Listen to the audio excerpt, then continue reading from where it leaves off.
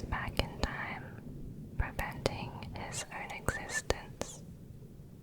But if he does not exist, he cannot go back in time to prevent his existence, meaning he does exist after all.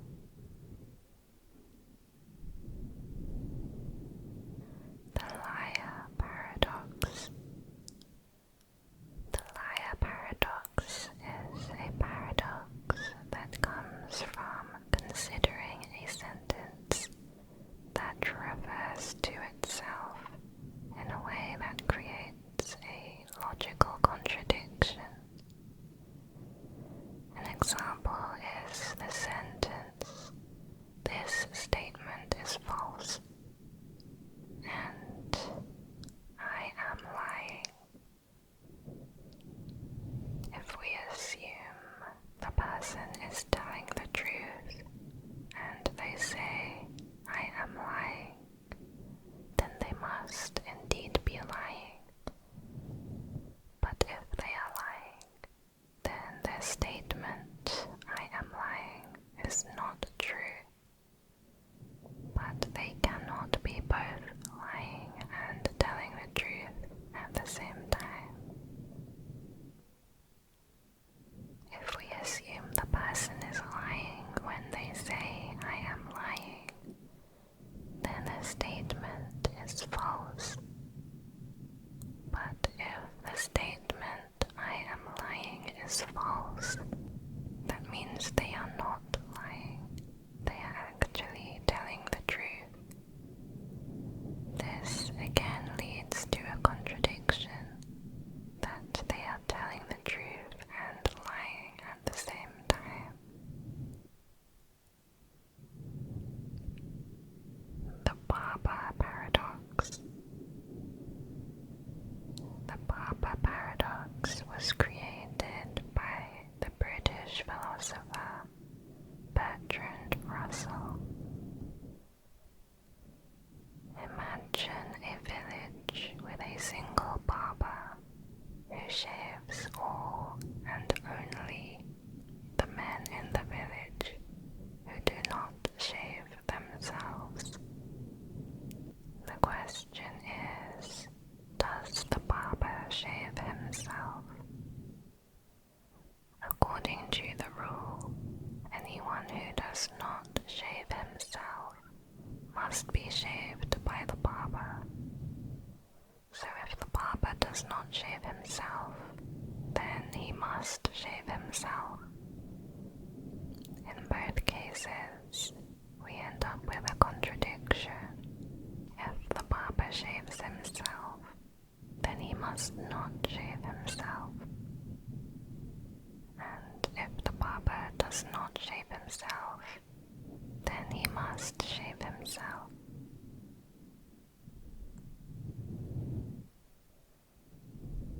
Opposite day. On opposite day, everything you say or do is supposed to be the opposite of what it would normally mean. If someone says yes, they actually mean no, and vice versa. However, suppose someone says, "Today is opposite day." If it really is opposite day, then the statement, "Today is opposite day," should mean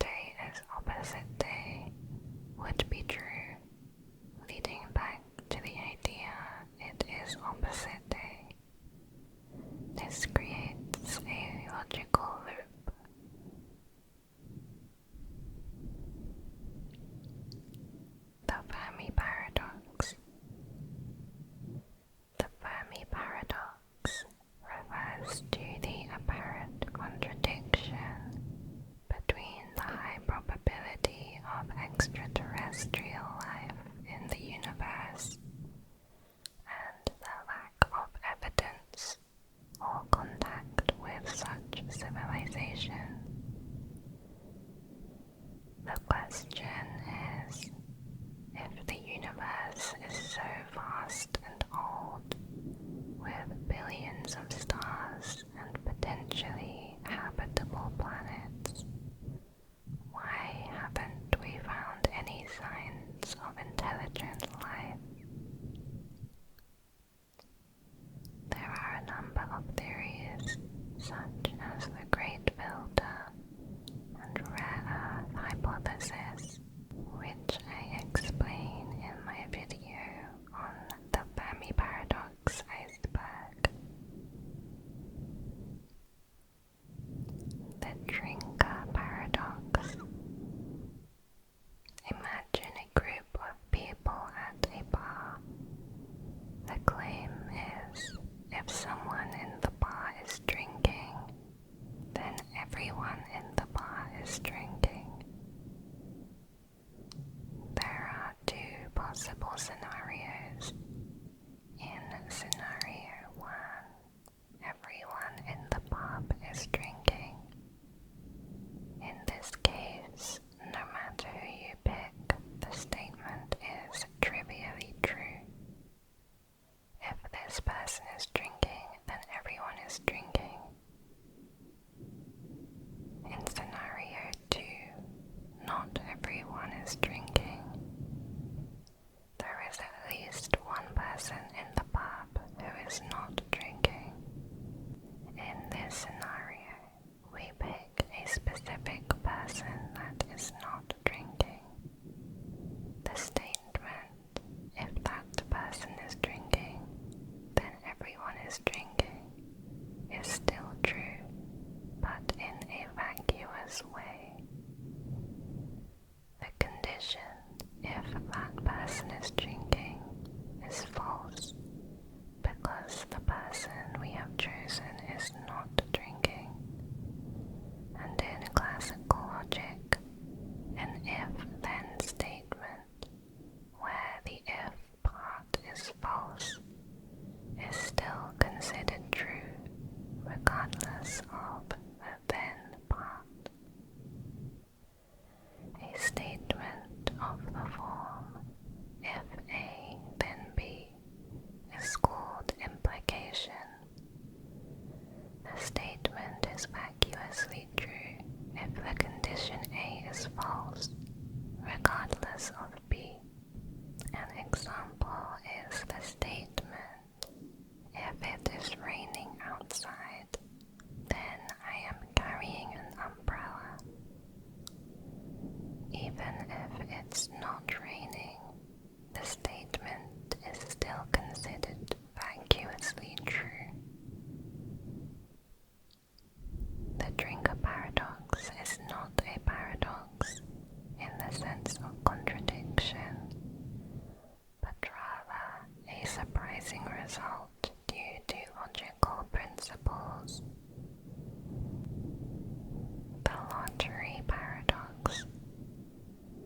Imagine a lottery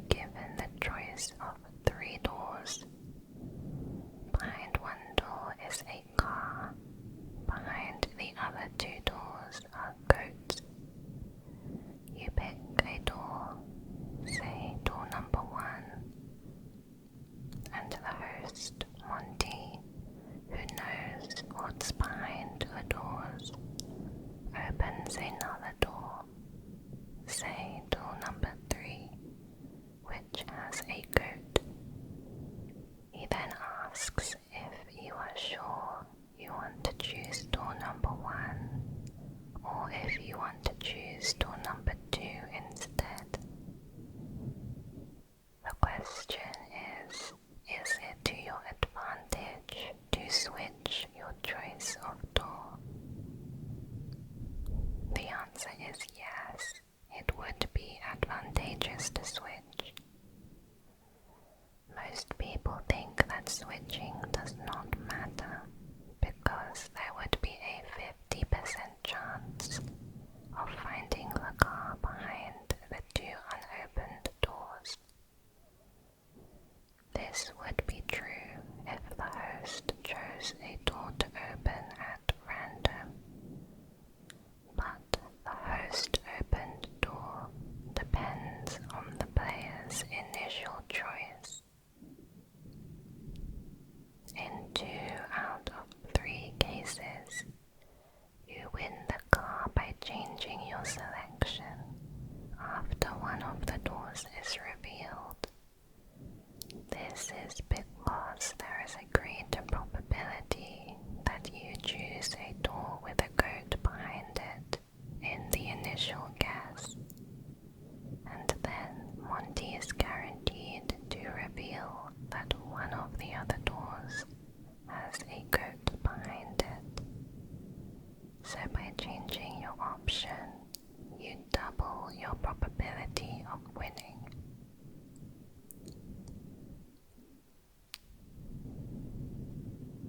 The ship of Theseus.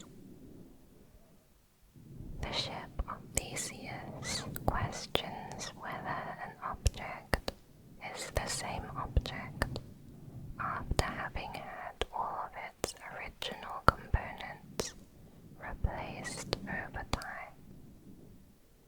In the original Paradox by Plutarch, the object is a ship. Centuries later, philosopher Thomas Hobbes introduced a further puzzle, wondering what would happen if the original planks were gathered up after they were replaced and used to build a second ship. Hobbes asked which ship, if either, would be the original ship of Theseus. According to the Stanford Encyclopedia of Philosophy, the most popular solution is to accept the conclusion that the material out of which the ship is made is not the same object as the ship, but that the 2 objects simply occupy the same space at the same time.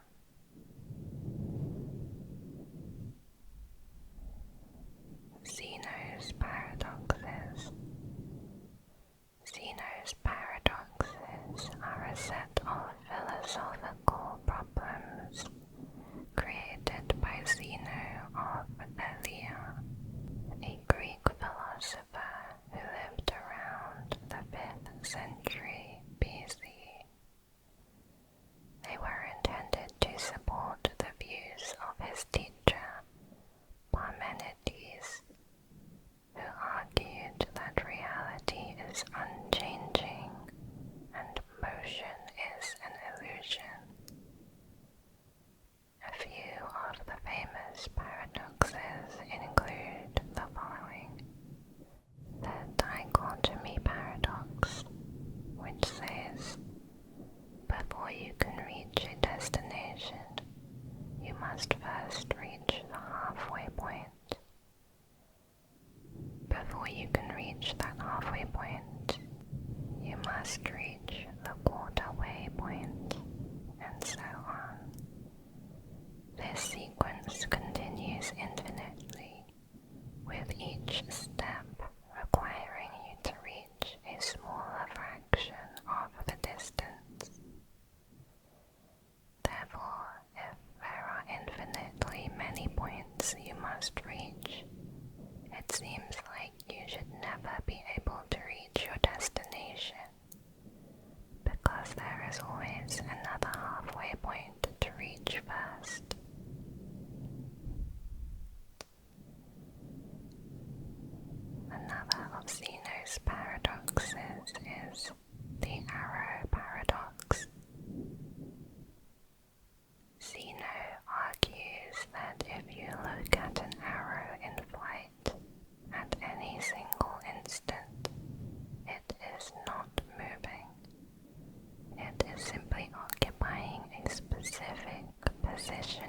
space.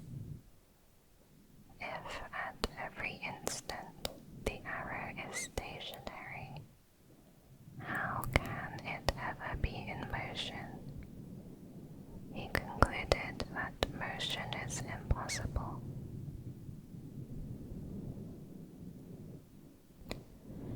Catch-22. Catch-22 describes a situation where you cannot escape a problem because of the contradicting rules or conditions, trapping you in a lose-lose situation. For example, if you need experience to get a job, but can't get experience without a job, you are stuck in a catch-22. Level 2. Hitler's Murder Paradox. Imagine you are a time traveler with the ability to go back in time and prevent the rise of Adolf Hitler. But to do so, you must kill him as a child before he can come into power. By killing him as a child, you would prevent immense suffering caused by his future actions. However, you are also committing murder of an innocent child who has not yet done any harm. From a utilitarian point of view, which focuses on the consequences of actions, killing Hitler as a child is justified because it could prevent the vast amount of suffering and death that his future actions would cause. From a deontological perspective, killing an innocent child is inherently wrong, and the murder is considered unethical, regardless of the potential outcomes.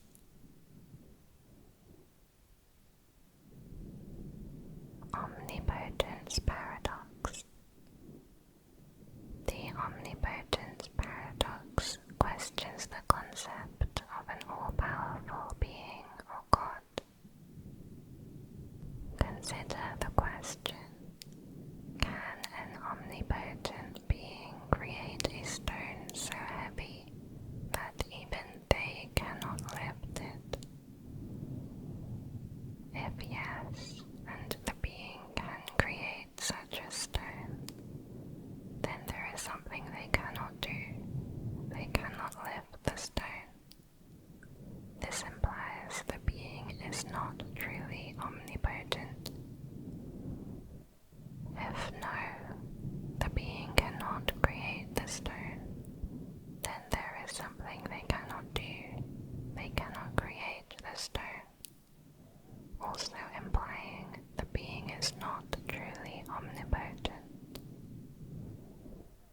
Either answer suggests a limitation on the being's power, contradicting the idea of omnipotence.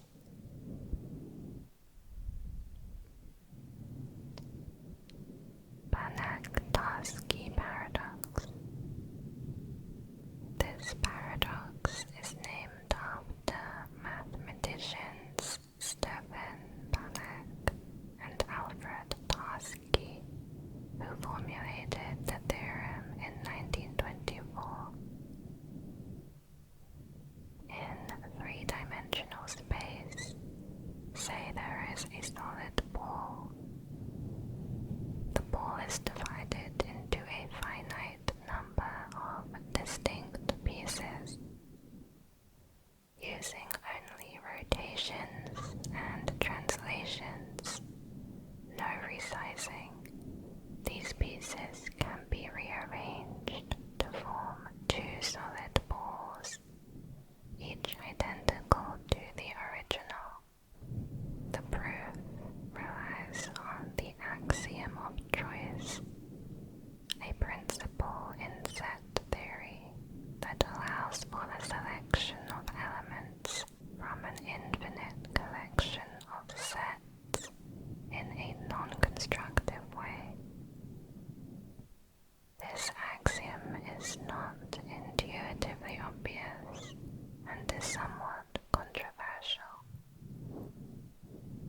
distinct pieces made from the ball are not simple geometric shapes, but rather sets with intricate, non-measurable properties.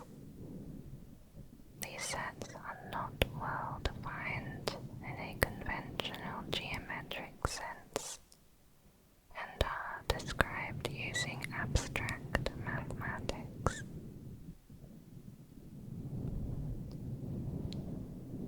The interesting number paradox. Assume that some numbers are interesting, meaning they have some unique property or significance, while some numbers are uninteresting, meaning they have no particular notable features. You list all of the natural numbers 1, 2, 3, 4, and so on. You then try to identify which numbers are interesting and which are not.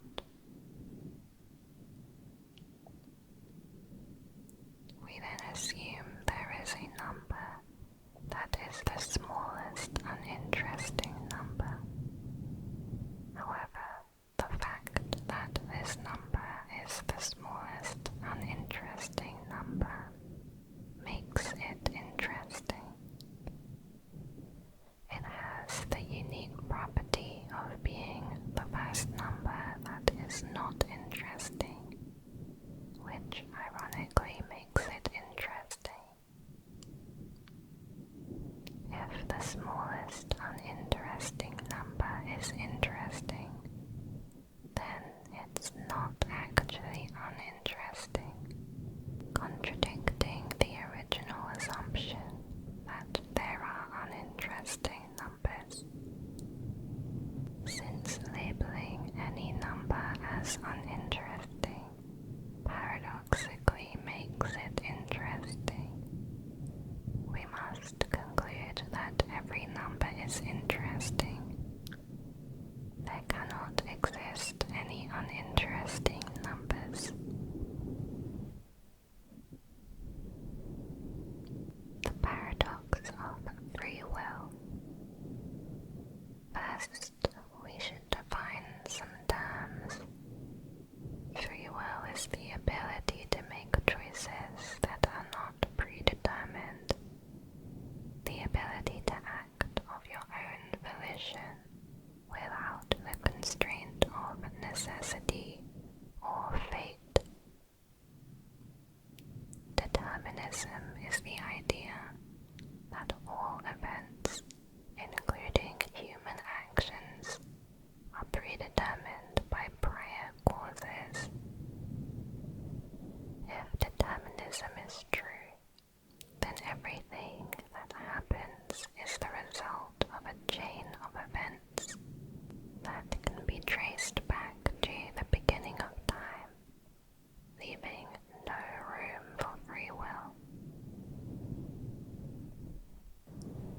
Divine omniscience refers to the belief that a being, usually God, knows everything, including the future. All future events, including human decisions, is already known by God. The paradox says, if a God knows everything that will happen, including every choice we will make, then those choices are predetermined. If our choices are predetermined, we do not have free will. If determinism is true, then free will is an illusion because our actions are simply the result of previous events. If free will does not exist, then we cannot hold people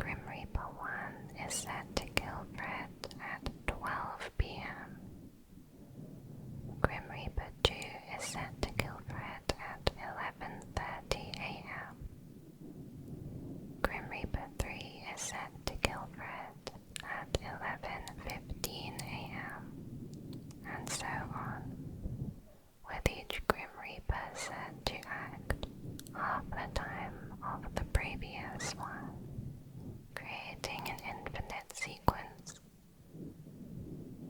If a Grim Reaper arrives at its designated time and Fred is still alive, it kills him immediately. If Fred is already dead, the Grim Reaper does nothing. We conclude that Fred cannot survive until 12 noon, because Grim Reaper 1 will kill him at that time. But Fred cannot survive until 11:30 a.m., because Grim Reaper 2 would have killed him at that time if he was still alive.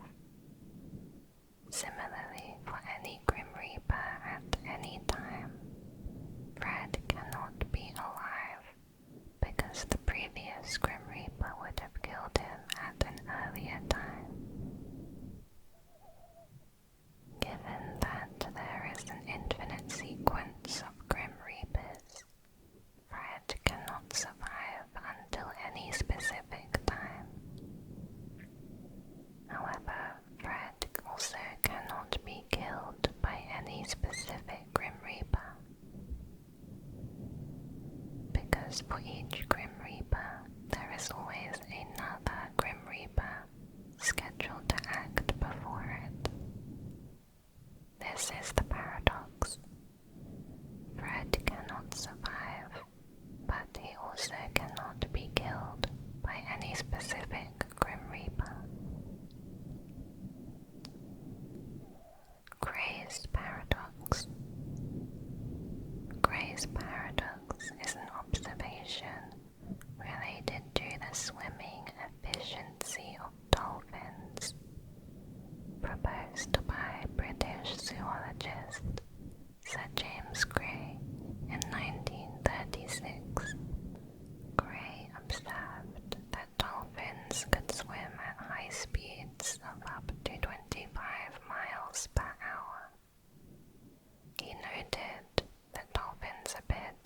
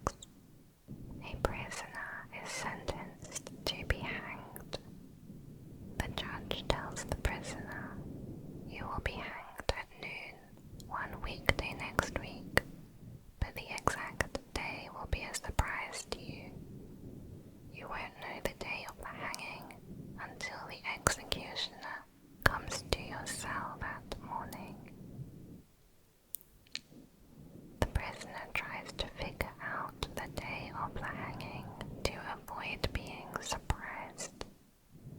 He thinks, if I am not hanged by Thursday, then the hanging must be on Friday. But if I'm alive on Thursday evening, I'll know the hanging is on Friday. Therefore, the hanging cannot be on Friday, as it would not be a surprise. If the hanging cannot be on Friday, then the latest it could be is Thursday. But if I'm still alive by Wednesday evening, I'll know the hanging is on Thursday, so it can't be Thursday. He continues this reasoning, eliminating each day, concluding that the hanging cannot happen on any day, because it would never be a surprise. But of course the hanging does occur. The executioner arrives on a random day, and the prisoner is surprised, as the judge said.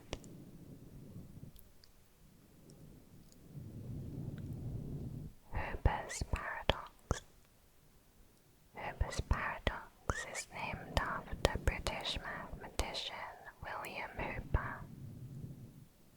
Imagine you have a square of side length A, so its area is A squared. The square is divided into 4 specific pieces, usually 2 triangles and 2 other shapes, such as trapezoids. These pieces are then rearranged to form a rectangle. When the pieces are rearranged, the resulting rectangle seems to have a different area than the original square. However, since the pieces were simply arranged differently, the area should remain the same. However, in diagrams, the area of the resulting rectangle appears to be greater or less than the area of the original square. But this is an optical illusion, and the area does indeed remain the same. Grelling-Nelson Paradox. This paradox involves 2 concepts, autological words. These are words that describe themselves, such as the word short is short, the word English is English, and the word noun is a noun. Heterological words are words that do not describe themselves, such as the word long is not long, the word French is not French, and the word verb is not a verb. A paradox appears when we ask the question, is the word heterological itself heterological? By definition, a heterological word does not describe itself. So if heterological is heterological, it does not describe itself. But not describing itself is the definition of heterological. So it does describe itself, leading to a contradiction. If, on the other hand, heterological is not heterological, then heterological must be autological, meaning it describes itself. But if it describes itself, it would mean that it is not heterological, contradicting the original assumption that heterological does not describe itself. Faraday's Paradox. Faraday's law basically says that usually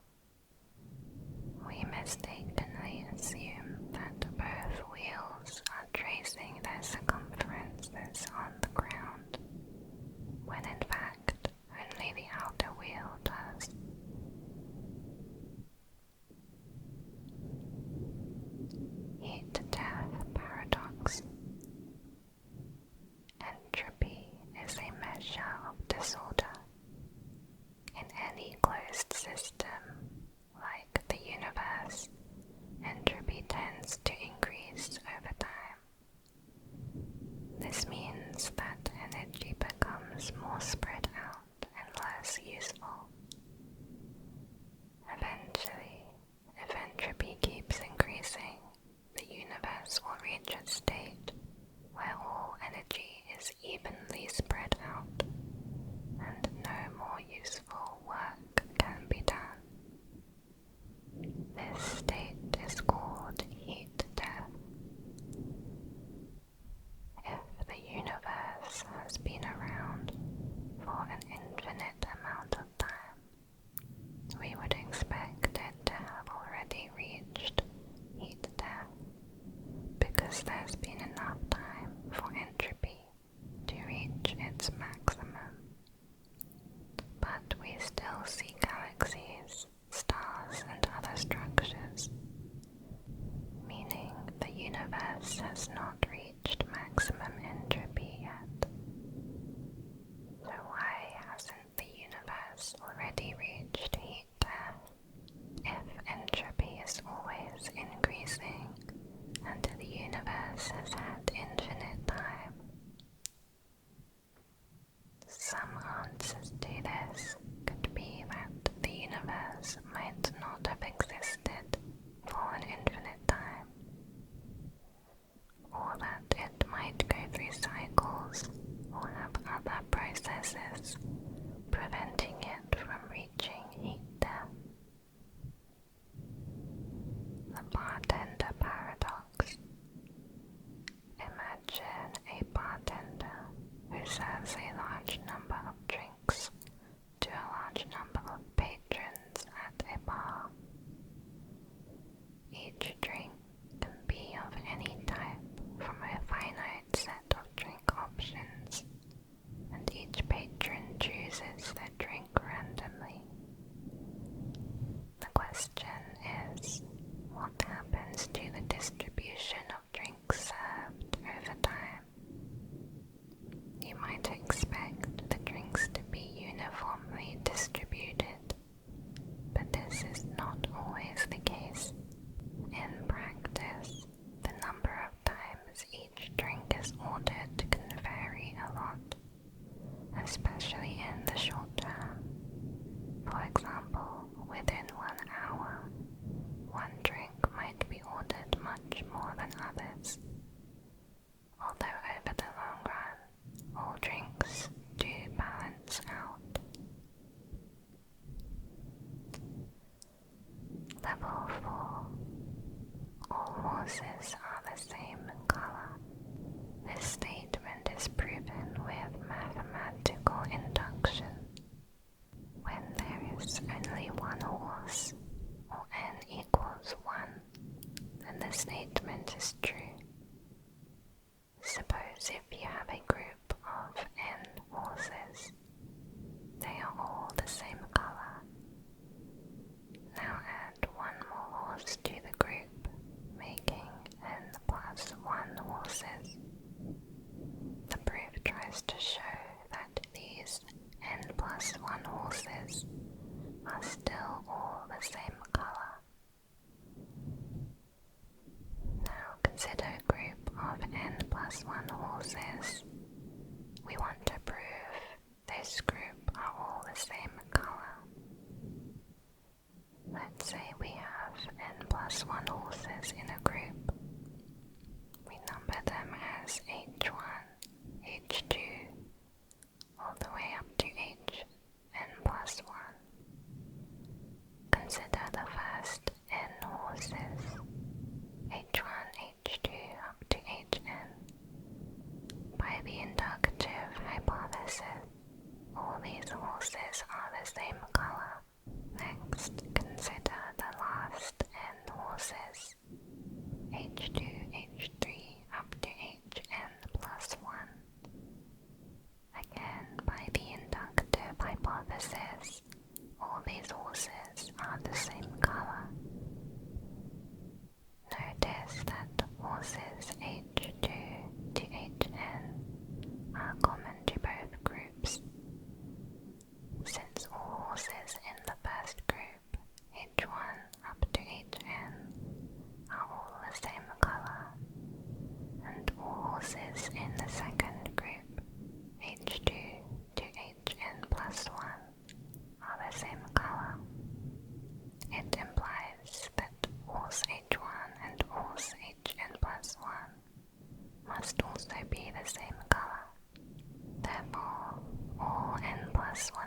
horses are the same color. For one horse, the proof works. But the problem is when you go from one horse to two horses. For two horses, the proof assumes that some horses overlap between the groups of n horses and n plus 1 horses. But with two horses, there is no overlap. They're just two different horses. So you cannot compare them to see if they're the same color. Gabriel's horn. Imagine you have a curve like the one made by the function y equals 1 over x, where x starts at 1 and goes to infinity. The curve starts high and gets closer to the x-axis as it goes to the right, but never touches the x-axis. We spin this curve around the x-axis to make a 3D shape. The shape looks like a long, thin trumpet or horn that gets thinner and thinner as it stretches out. This is Gabriel's horn, also known as Sorites trumpet. Even though the horn gets thinner forever and never ends, you could fill it with a finite amount of material, like paint or water. The total amount you would need to fill it completely is not infinite, but a specific finite number. The volume can be calculated using an integral, and you find the volume is pi. But if you wanted to cover the entire surface of the horn with paint, you would need an infinite amount of paint, because the surface area is infinite. The paradox is a shape with a finite volume can have an infinite surface area. Quantum Zeno effect. Imagine you have a quantum system, like an unstable particle that can decay over time. Normally, if you just let the particle be, it will eventually decay according to its natural lifetime. However, the quantum Zeno effect suggests that if you continuously observe or measure this particle very frequently, you can actually freeze the system and prevent it from decaying. The more often you measure it, the less likely it is to change. When you measure a quantum system, you force it into one of its possible states. This is called collapsing the wave function. If you measure the particle state very frequently, each measurement resets the particle back to its not decayed state. This frequent resetting can prevent the particle from decaying.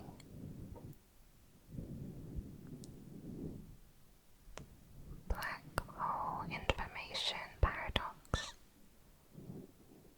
Quantum mechanics says that information cannot be destroyed. When something falls into a black hole, the information about it should be preserved in some form. However, according to Stephen Hawking, the radiation emitted by a black hole is random and does not carry information about what fell into the black hole. This means that when the black hole eventually evaporates, all the information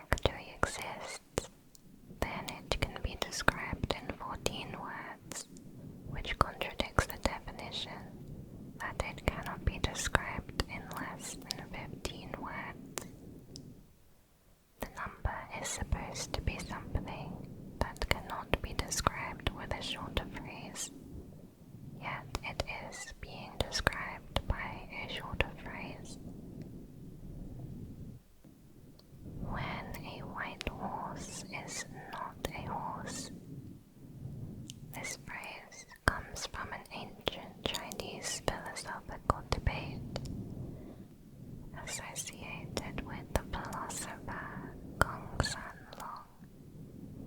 Gongsun Long argued that a white horse is not a horse by making a distinction between the concepts of horse and white horse.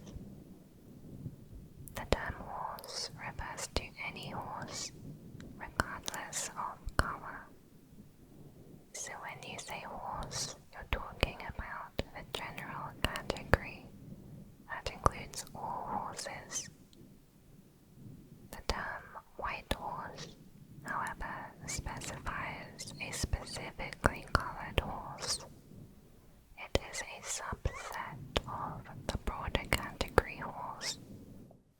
Gongsun Long argued that when you ask for a horse, you could be given any horse, but if you ask for a white horse, you're specifically asking for one that is white. Therefore, they are not the same thing. Bell's spaceship paradox. Two identical spaceships, A and B, are at rest in space and separated by a certain distance. They are connected by a string that is taut but not stretched. Both spaceships begin to accelerate simultaneously and equally, so they are always moving at the same speed relative to an observer who stays behind. The question is, will the string between the two spaceships remain intact as they accelerate, or will it break? You might think that because both spaceships accelerate at the same rate and stay the same distance from each other, the string will remain intact. However, it actually will break. From the perspective of the observer, the two spaceships don't actually start accelerating at the exact same time. Because of how time works in relativity. This means that even though they seem to accelerate together, they are not perfectly synchronized from the outside view. As the spaceships speed up, they get shorter in the direction of motion, called length contraction. The string ends up getting stretched and eventually snaps because it can't handle the difference in speed and length contraction. Bentley's paradox. Imagine a universe that goes on forever in all directions, filled evenly with stars or matter. According to Newton's law of gravity, every piece of matter pulls on every other piece. If the universe is infinite, each star should be pulled equally in all directions by all the other stars around it. This would suggest that all these forces would cancel out, so nothing would move. But actually, if the universe is truly infinite, these gravitational forces do not perfectly cancel out. Instead, they suggest that everything should start moving towards each other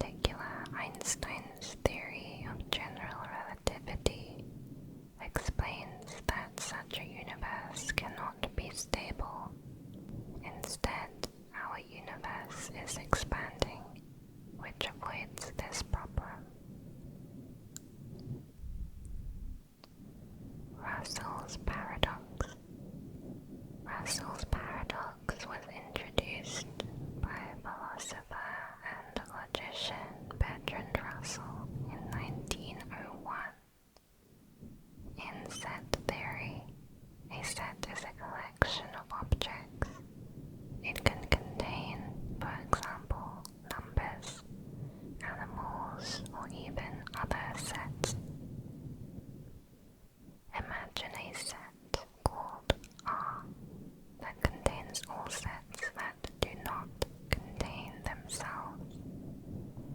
The question is, does the set R include itself?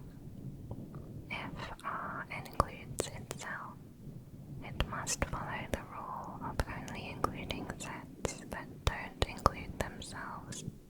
But if it does include itself, it goes against its own rule. If R does not include itself, it should include itself, because it contains all sets that don't include themselves. So R ends up in a situation where it both must and must not include itself. Sorites Paradox. Sorites comes from the Greek word for heap. This paradox questions how removing individual grains from a heap of sand can lead to a point where it is no longer a heap. You start with a heap of sand. It's clearly a heap. If you remove one grain of sand, it's still a heap. If you remove another grain, it's still a heap. You continue the process, removing one grain at a time. Eventually you end up with just one grain of sand. It seems unreasonable to say that a single grain of sand constitutes a heap. The paradox is that if you keep removing grains, and each removal does not change the fact that it's still a heap, it seems impossible to determine the exact point where a heap ceases to be a heap. The paradox highlights the difficulty of defining precise boundaries for vague terms. Other examples include the words tall, old, clean, big, and fast. Level 5. Bertrand Paradox. You have a circle and you want to find out the probability that a randomly chosen line segment, called a chord, inside the circle is longer than the side of an inscribed equilateral triangle. There are different ways to pick a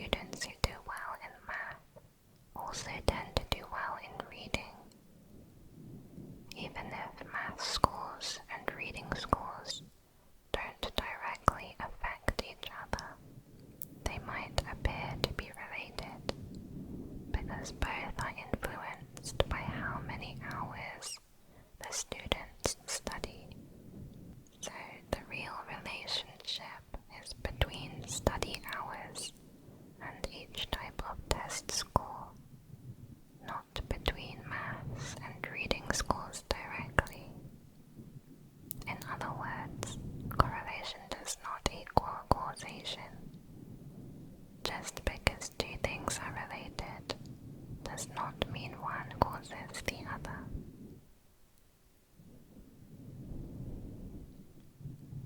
Gibbs Paradox. You have two separate containers of gas, and each container has identical gas particles. When you mix the gas from both containers into one, you might expect that the randomness or entropy of the system will increase. If you treat the particles as if they were different, you'd think that mixing them increases the randomness a lot. But these particles are all identical and cannot be told apart, so mixing them does not increase the randomness or entropy. The paradox is that treating identical particles as if they were distinguishable leads to incorrect predictions about entropy. Potato Paradox. You have a bag of potatoes that contains 99% water and 1% solid matter by weight. You let the potatoes dry out a bit, and now they are 98% water and 2% solid matter by weight. At first, the potatoes are mostly water, so they're very light. After drying, the percentage of water decreases, but the total weight of the potatoes decreases significantly.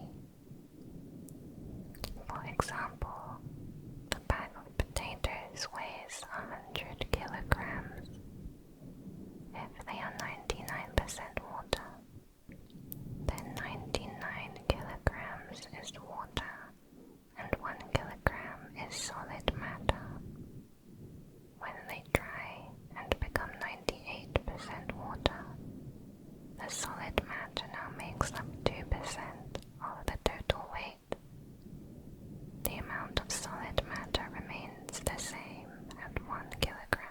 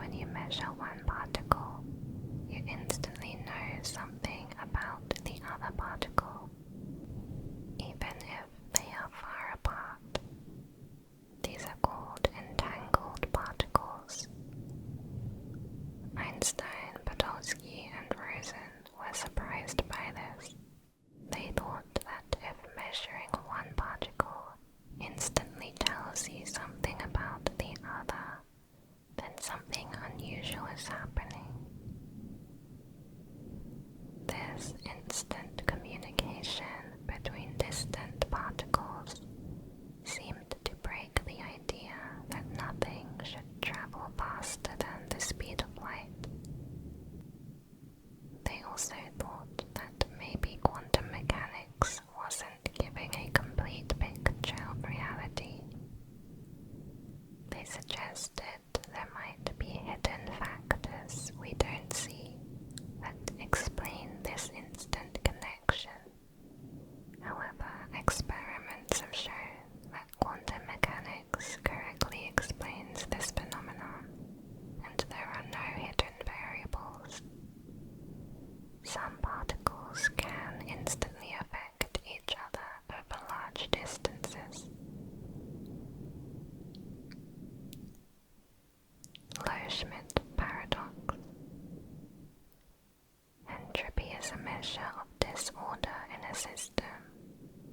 The second law of thermodynamics says that in an isolated system, entropy tends to increase over time.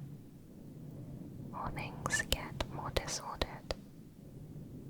However, the fundamental laws of physics don't prefer a specific direction of time.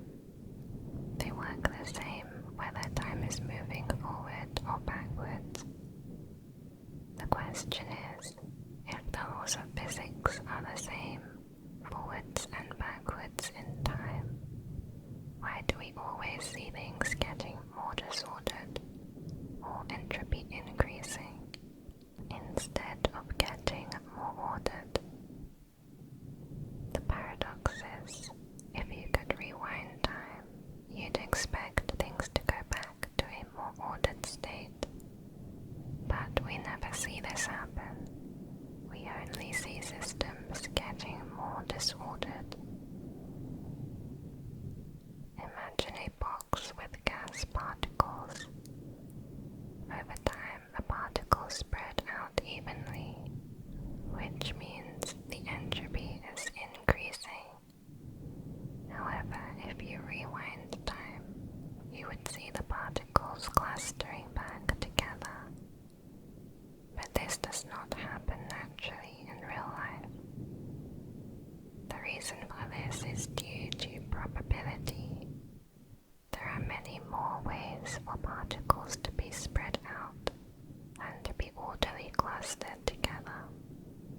So it's much more likely for systems to be in a high entropy or disordered